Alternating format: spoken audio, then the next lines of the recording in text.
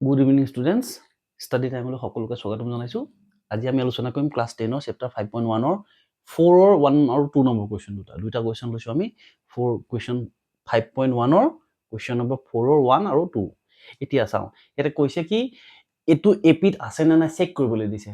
যিকোনো এটা সমান্তৰ প্ৰগতিত আছে নে নাই যদি আমাক প্ৰমাণ কৰিবলৈ যাওঁ, আমি তাত উলিয়াবলগীয়া মেইন বস্তুটো হৈছে সাধাৰণ অন্তৰ। সাধাৰণ অন্তৰ মানে আমি ডিটো উলিয়াব লাগিব। যদি ডিটো একে থাকে তেতিয়া সমান্তৰ প্ৰগতিত থাকিব, আৰু যদি ডিটো একে নাথাকে তেতিয়া সমান্তৰ প্ৰগতিত নাথাকিব।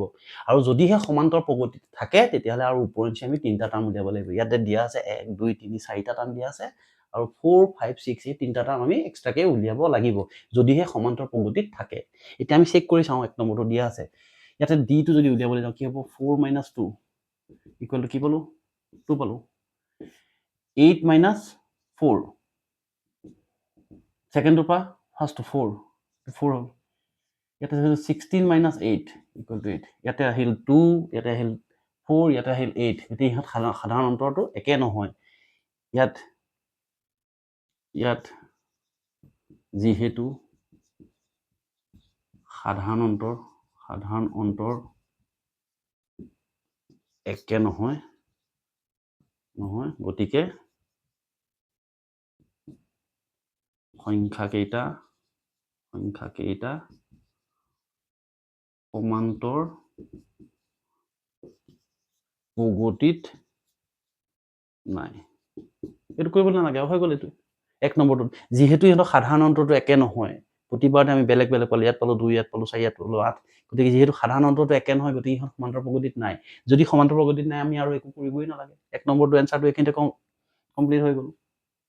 আমি এতিয়া 2 নম্বৰটোলৈ যাওঁ। ইয়াতে চাওঁ, ইয়াত d1 = 5/2 - 2। দ্বিতীয়টোৰ পৰা প্ৰথমটো বিয়োগ কৰিছোঁ। দ্বিতীয়টোৰ পৰা প্ৰথমটো বিয়োগ কৰিবলৈ 2 লৈ ল'লোঁ। 5 - 4 আহিলে, লসাগু লৈছোঁ 1/2। d1টো আমি পালোঁ 5/2। আমি যদি d2 উলিয়াবলৈ যাওঁতে 3 - 5/2। থাৰ্ড টাৰ্মৰ পৰা ছেকেণ্ড টাৰ্মটো মাইনাছ কৰিম। 3 আছে, 3 - 5/2। এতিয়া যদি কৰিব যাওঁ তেতিয়া কি পাম, 2 6 - 5 = 1/2। এতিয়া চাওঁচোন, ইয়াতে d1 = 1/2, d2 = 1/2। therefore d1 = d2 = 1/2। মানে সাধাৰণ অন্তৰটো একেই। যিহেতু সাধাৰণ অন্তৰটো একেই, গতিকে ইহঁত সমান্তৰ প্ৰগতিত থাকিব। গতিকে সংখ্যাকেইটা সমান্তৰ প্ৰগতিত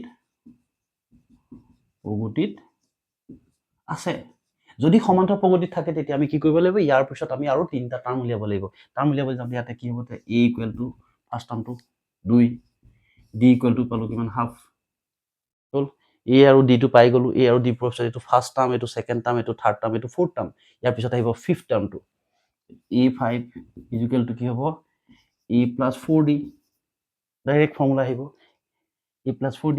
ইয়াতে যদি চাওঁ, ইমানটো কিমান, 2 + 4 × 1/2 পালো। কিমান, 2 + 2 = 3। a5টো আমি উলিয়ালো। এতিয়া যদি চাওঁ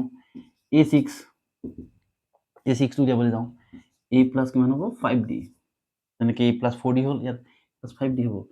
2 + 5 × 1/2। গতিকে এইটোকে যদি আমি চাবলৈ যাওঁ কি হ'ব, 2 4 + 5 মানে 9/2। a6 = 9/2 পালো। আৰু যদি আমি উলিয়াওঁ a7টো উলিয়াবলৈ যাওঁতে a + কিমান হ'ব, 6d। গতিকে 2 + 6 × হাফ 3 পালো, মানে 2 + 3 = 5। এতেকে এপিটো কি হ'ব, এতিয়া লাষ্টৰ 3টা টাৰ্মটো কি পাম, আমি 3 পালো। এইটো 4, 2 + 2 4, 4, 9/2, 5। এতিয়া আমি উলিয়াবলৈ দিয়াকেইটাই এইকেইটাই, কাৰণ ইয়াত 3টা দিয়া আছে, 1 2 3 4টা দিয়া হৈ আছে। গতিকে 5 নম্বৰ 6 নম্বৰ 7 নম্বৰ পদকেইটা এইকেইটাই। এইটোৱে আমাৰ উলিয়াবলগীয়া সংখ্যা। ঠিক আছে, থেংক ইউ। যদি ভাল লাগে চেনেলটো ছাবস্ক্ৰাইব কৰি ল'বা।